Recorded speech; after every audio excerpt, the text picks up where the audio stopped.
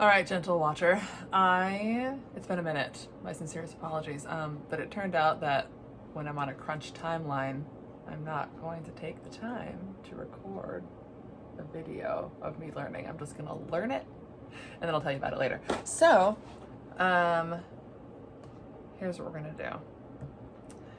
I'm gonna show you finally what I ended up doing, because we were talking, every time I would upload something from GarageBand to ACX, I would get problems with RMS, problems with the sound. It just wasn't loud enough, and RMS, Google it, I forget what it means.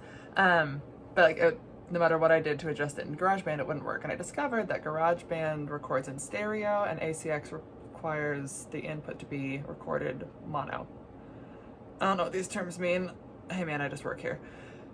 So anyways, what I ended up doing, as you can see, I just did this little side by side. You take the files from Reaper, from whatever software you're using, and then you can upload them to Audiolab, which is part of the ACX website. And I did a lot of finagling, I guess, and just a lot of trial and error. What I ended up discovering, you go to File, I don't think you can see that I hit File, but go up to File and you go down to Render, and this is how you take the track that you recorded and turn it into an MP3. So you can see, oh gosh, I hope that pops up. We'll find out in a minute. Oh. So you can see that it says like selected track, the source is, so you want this render to file, it's a selected track, and that one, I would select, right now I have chapter 1 selected, and then you can do custom time range, entire project, time selection, all project regions, selected regions, all project markers, yada, yada, yada. Regardless of what I did, time selection was the one that worked best for me. I'm sure if I played around with it more, I'll find a better way to do this. But the time selection, what I would have to do is, let me close this out really quickly. I would have to go and, let me zoom out real quick. And you see this gray bar up at the top. I would just have to move that, and that's how I would select the time of the track that I would use. So I would go, and if I would like highlight just the length of the track that I had recorded. For whatever reason, that worked best for me. I'm sure this is all very rudimentary, and I will one day laugh at myself, but here we are. I just had to get it done. So, you put your directory here, that's where it was going. The file name, I would have like chapter 1, chapter 2, yada yada.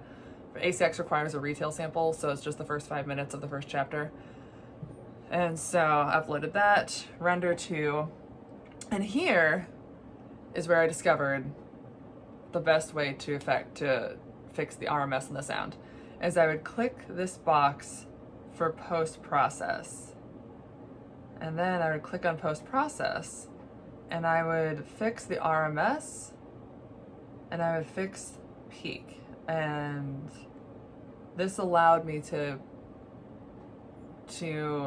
adjust both of these at the same time. So if I tried to just go up to like the edit portion, then it would only fix one at a time. So this is how I fixed the post-processing. And then the format needs to be an MP3 for ACX, and the bitrate I did at 256. And so far so good. And then I would just click render file, and then it would do it. And then once I would render the file, then I could go to Audiolab and browse audio files.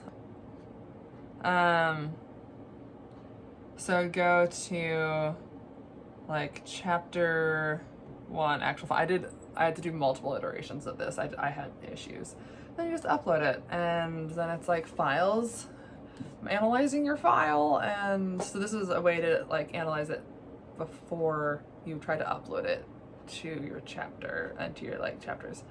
And so what I would do is I would just take like 3 minutes. I would record like 1.5 to 3 minutes, and then I would take that chunk and do that time selection, like I said, and then that would upload much faster. This is the whole chapter that's uploading. And then it would analyze it. And I went through several iterations. I think I had like 10 before I finally figured out how to click that post process or the RMS and the sound. And then, yeah, then it would be like, no issues found. And my life felt sunshine.